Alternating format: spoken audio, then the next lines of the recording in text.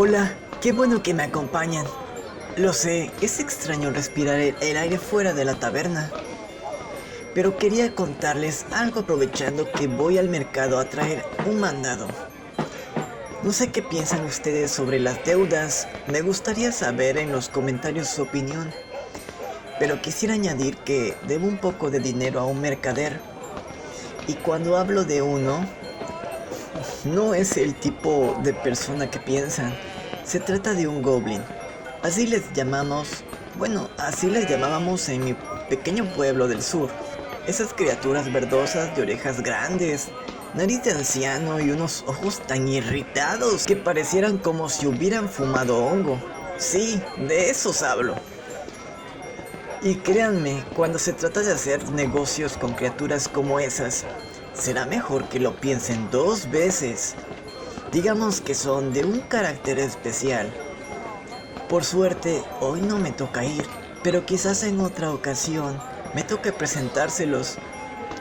Buenas tardes. Un costal de tomates, por favor.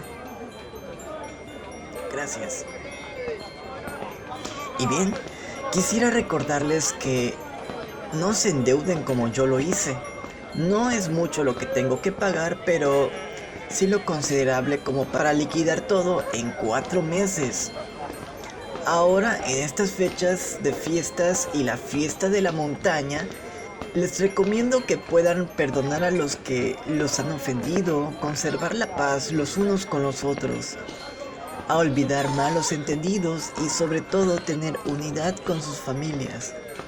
Paguen todo lo que tengan que pagar y no se esmeren en comprar regalos caros.